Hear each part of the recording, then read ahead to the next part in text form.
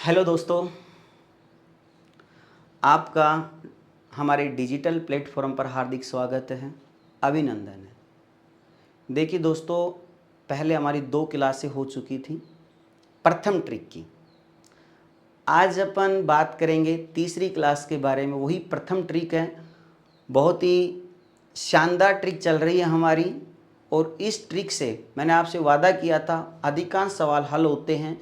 कैसे? जैसे मैंने 2 वीडियो में आपको कुछ आयु के सवाल करवाए, कुछ प्रतिशत के कराए थे।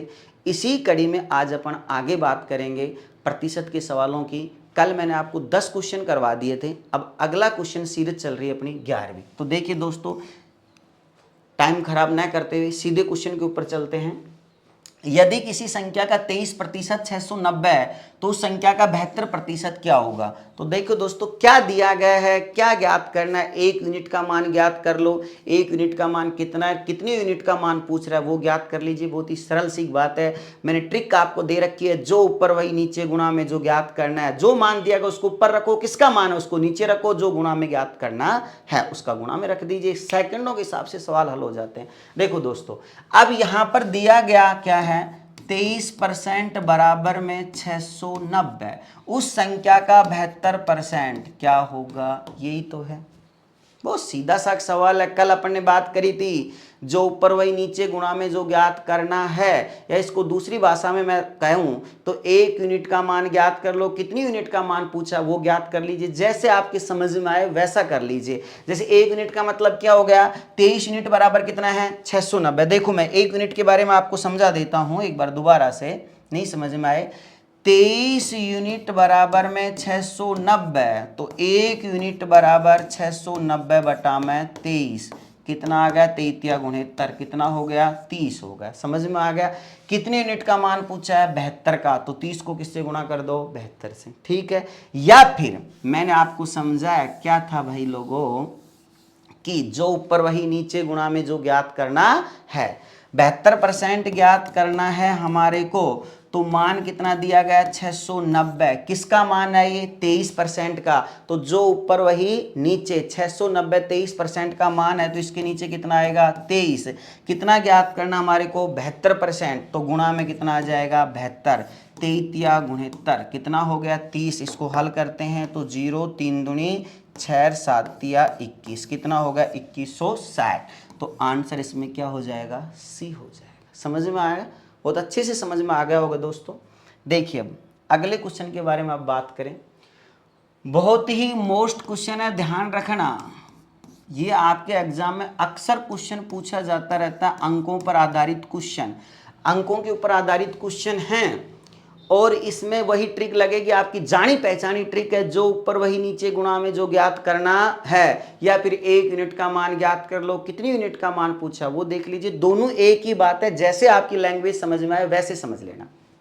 देखो, एक छात्र को उत्तीर्ण होने के लिए 40% अंक प्राप्त करने होते हैं, वह 67 अंक पाता है। 13 अंकों से विफल मतलब कि फेल हो जाता, अधिकतम अंक क्या है, ये पूछ रहा है। अब आपको पता है, पहले मैं एक छोटी सी बात बता देता हूं, आपको ध्यान से समझना। जैसे कोई विद्यार्थी है, इसके नंबर कितने आए हैं, 67, और 13 नंबरों से क्या हो गया, यहाँ फेल हो गया। तो पास कितने नंबरों में, 67 नंबर आपके आ गए, 13 नंबरों से आप फेल हो गए। तो इसका मतलब पास के लिए नंबर कितने हो गए, 67 को और 13 को जोड़ दीजिए। यही बात हुई ना। ठीक है। अब देखो, यहां पर पास का जो परसेंट दिया गया है, एक बार देखना। पास होने के लिए आपको कितने परसेंट नंबर चाहिए, 40%। यदि मैं अंक की बात करता हूं तो पास होने के लिए 67 नंबर आपके आए हैं बेटा, 13 नंबरों से आप फेल हो गए। यदि आपके 13 नंबर और आ जाते तो आप पास हो जाते, आपकी परसेंटेज 40 बन जाती। तो 67 में आप 13 जोड़ दो, कितने हो गए हमारे पास, 70 और 10 80 हो गए। तो इसका मतलब क्या हो गया मेरे दोस्तों, 40% बराबर में कितना हो गया, 80। तो 1% बराबर 80 बटा में 40, कितना मान आ गया, 2। अब ये पूछ रहा अधिकतम अंक, तो अधिकतम अंक का मतलब है 100%। तो 1 यूनिट का मान 2 आ गया, तो 100 यूनिट का मान कितना आ जाएगा, 200 आ जाएगा। समझ में आ गया होगा। या अपन दूसरी भाषा में इसको कहें, देखना एक बार ध्यान से। उस ट्रिक से आप बात करते हैं जो ऊपर वही नीचे गुणा में जो ज्ञात करना है, वैसे ज्ञात करो तो वैसे ज्ञात कर लेना। जैसे सुनो, अब यहां पर पास होने के लिए कितने % नंबर चाहिए? 40।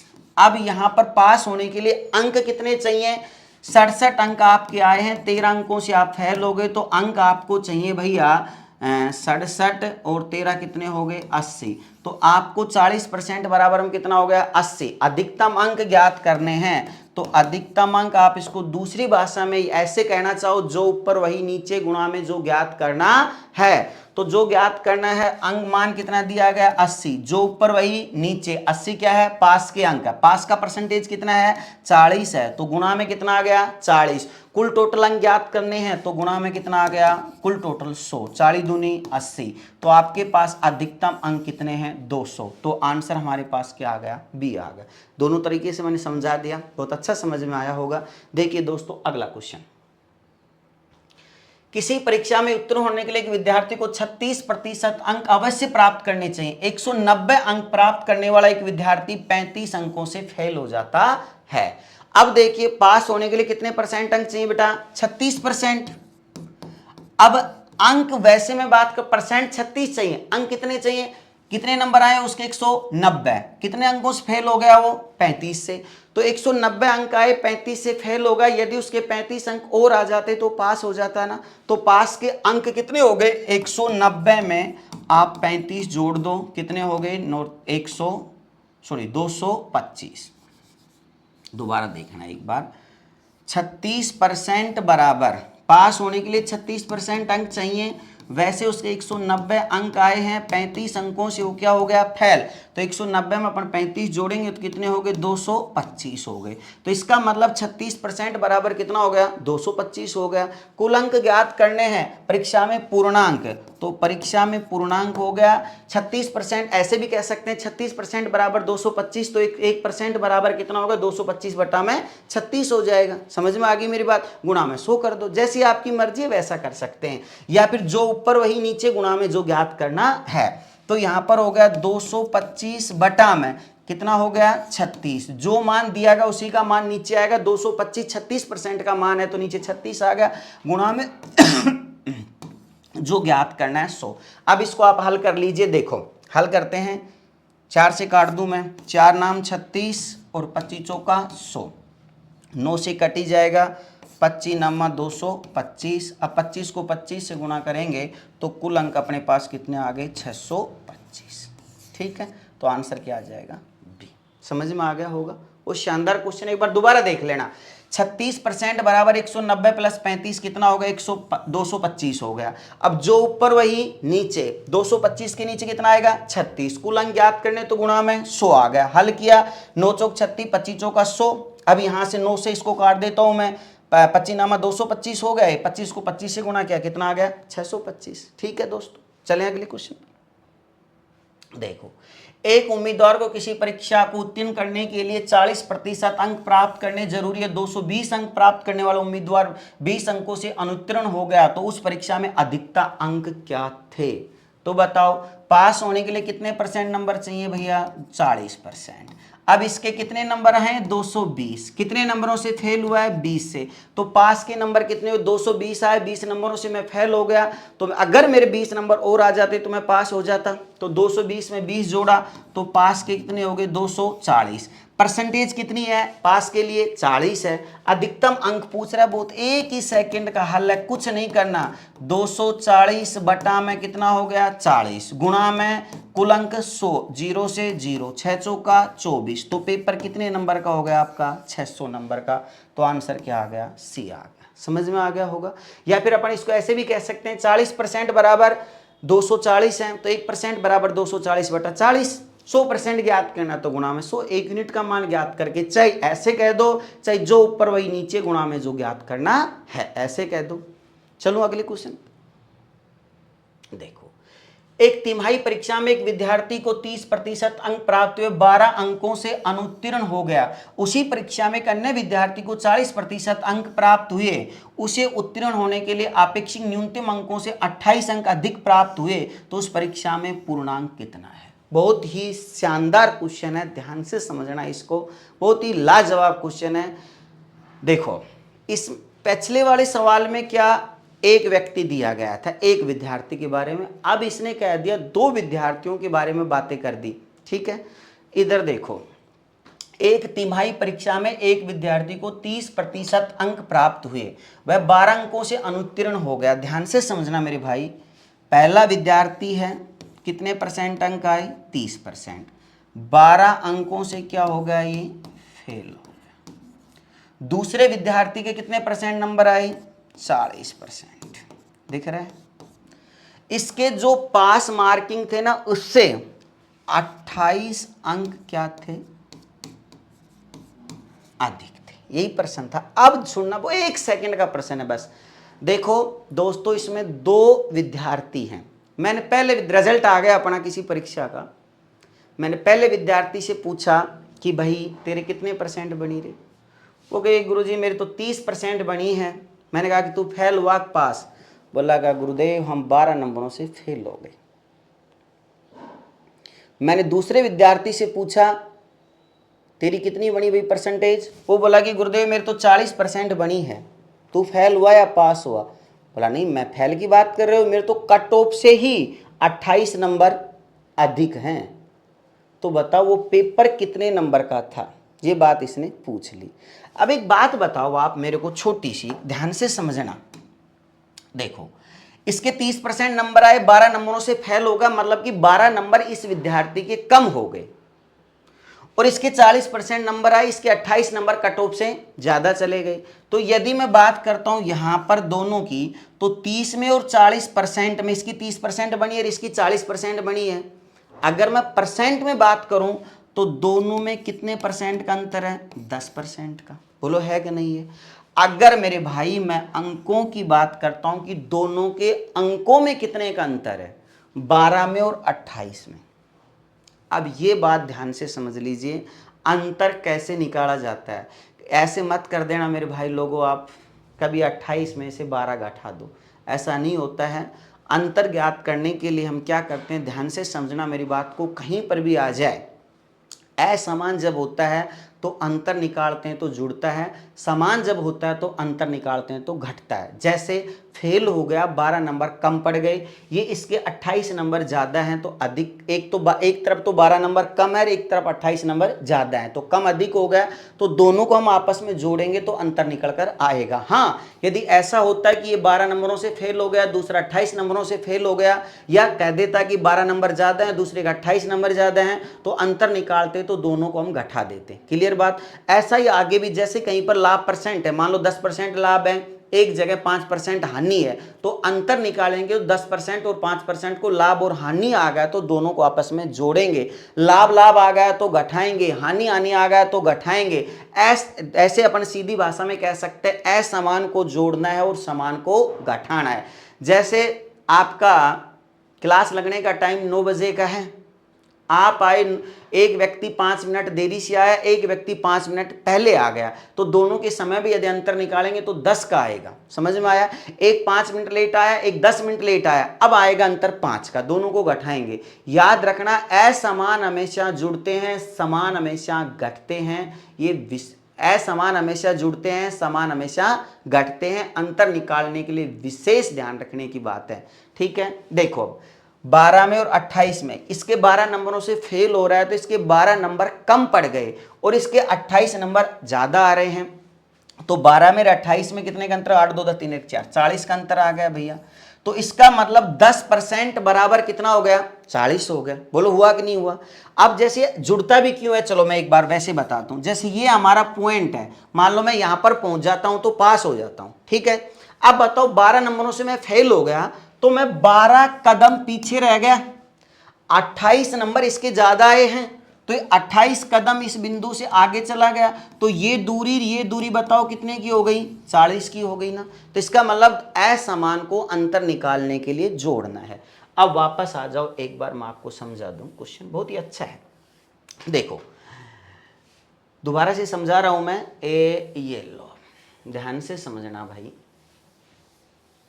बहुत ही अच्छा क्वेश्चन है, शानदार। चलिए, एक तिमाही परीक्षा में एक को 30% अंक प्राप्त हुए, तो इसका मतलब क्या हो गया, हमारे पास 30% अंक प्राप्त हुए भाई, ये 12 अंकों से अनुत्तीर्ण हो गया, मतलब 12 नंबर इसके क्या पड़ गए, कम, तो 12 हो गए इसके कम। दूसरे विद्यार्थी ने 40% अंक प्राप्त किए, ये लो भाई दूसरे ने 40%, इसके 28 नंबर क्या हैं, अधिक हैं, ये हो गए 28 नंबर अधिक। ठीक है, अब बताओ 30 में और 40 में कितने परसेंट का अंतर है, 10% का। अभी मैंने आपको बता दिया अंकों में कितने का अंतर है, कम अधिक है, तो दोनों को जोड़ना है 40 का। तो बस वही ट्रिक बन गई अपनी आपकी जानी पहचानी ट्रिक, जो ऊपर वही नीचे, गुणा में जो ज्ञात करना है। इसका मतलब 10% बराबर 40 अंक हो गए कि नहीं हो गए, तो 1% बराबर 40/10, 4 आ गए।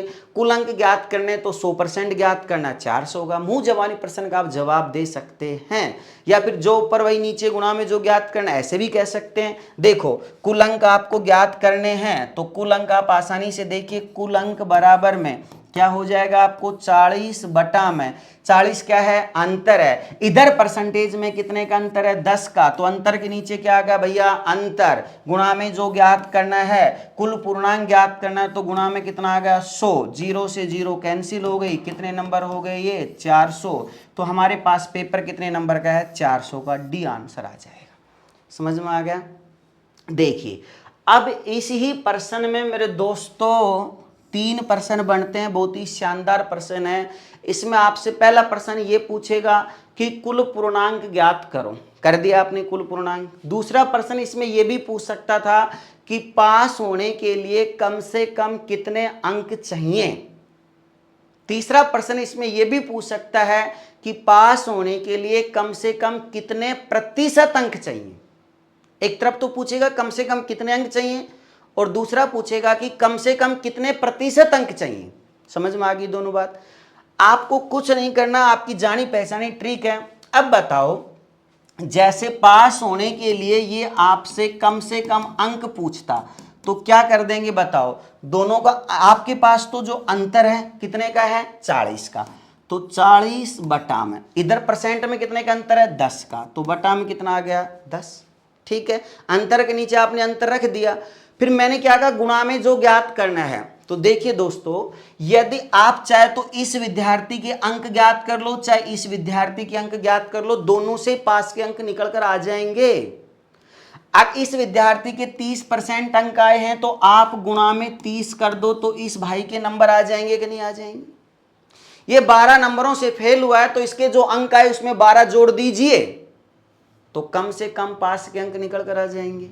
या फिर आप इससे निकालते हो तो गुणा में 40 कर दो, इसके 28 नंबर ज्यादा थे, तो इसमें से 28 कम कर दो, पास के कम से कम अंक निकल कर आ जाएंगे।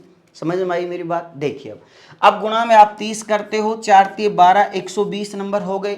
ये 12 नंबरों से क्या हुआ था, फेल। यदि इसके 12 नंबर और आ जाते तो ये पास हो जाता कि नहीं हो जाता।